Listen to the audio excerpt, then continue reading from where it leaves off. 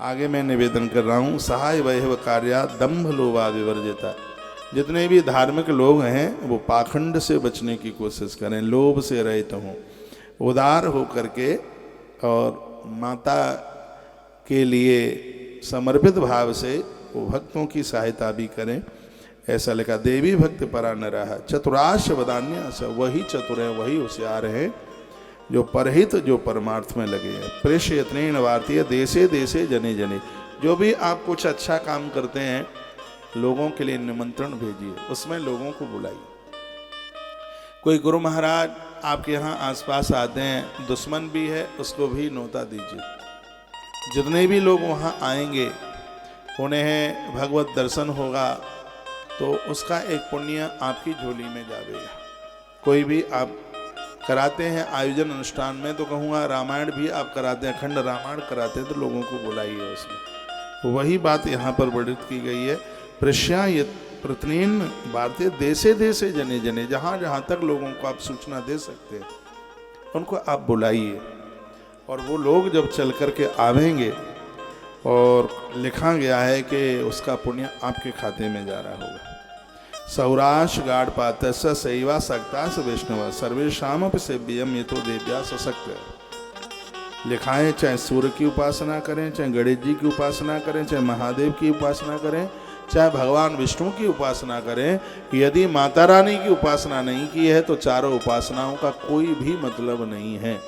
जब जब नवरात्रा चल करके आती है तब तब आप माता रानी का व्रत उपवास अनुष्ठान जरूर कीजिए, और ये बेटियों को भी शिक्षा दीजिए। परसों के प्रवचन में मैंने निवेदन किया है, बेटियां माता रानी की कृपा से उसका व्रत अनुष्ठान करके अच्छा वर और अच्छे घर को प्राप्त करती है। इस धरती पर यदि सबसे कठिन कोई जिंदगी है, मैंने तो बहुत बारीकी से देख लिया दुनिया घूमते घूमते, तो बेटियों की जिंदगी सबसे कठिन। इससे कठिन जीवन है ही नहीं कोई। ससुराल जाती है, घर के सब लोग छूट जाते हैं, रिश्तेदार छूट जाते हैं, संबंधी छूट जाते हैं। ऐसा है कोई दुनिया में जो भाई को छोड़ दे?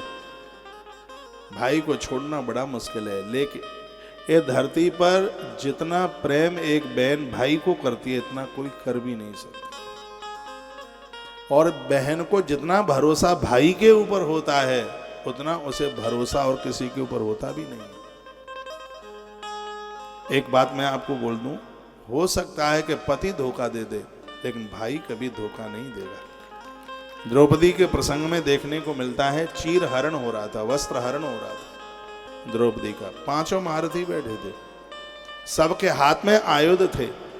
चीख रही थी द्रौपदी, रो रही थी, रुदन कर रही थी, लेकिन 5 में से एक भी तो खड़ा नहीं हुआ। मुंह बोला भाई था, द्वारका का कृष्ण, मुंह बोल करके भाई बनाया, और भाई के ऊपर इतना भरोसा था। वो रो करके कहती है, तुम सबको मैंने परख लिया, मैंने गलती कर दी कि मैं अपने भाई को इतनी देर में बुला रही हूँ, मेरा भाई ही मुझे बचाएगा। श्री कृष्ण द्वारका वारे, भगवान कृष्ण ने जो वस्त्र बढ़ाया।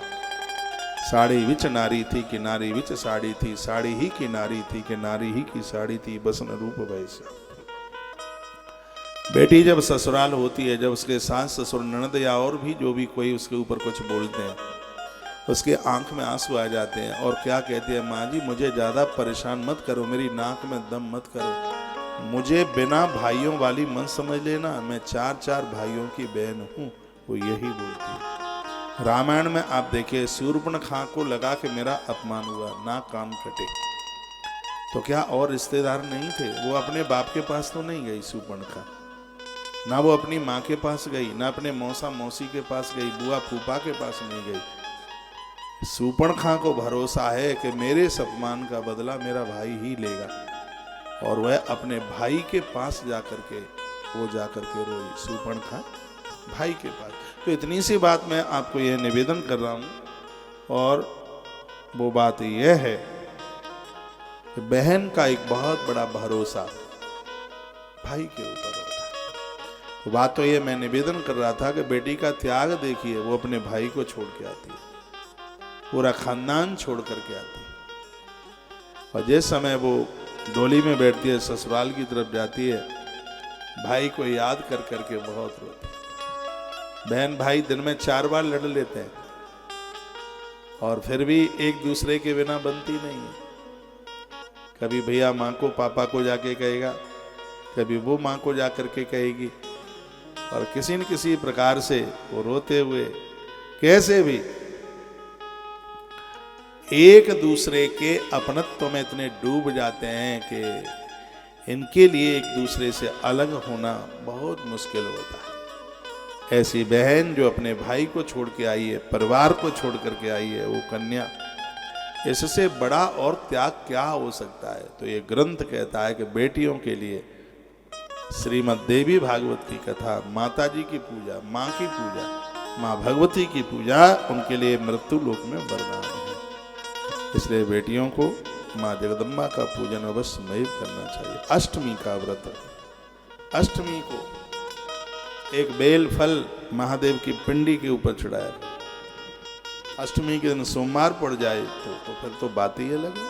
अष्टमी मैंने पूर्व की कथाओं में यह निवेदन किया। आइए मैं आगे बढ़ रहा हूँ। श्रीमद् देवी भागवत पीयूषः रसलोलुपै आगंतव्यम विशेषेण कथार्थम प्रेम तत्परै।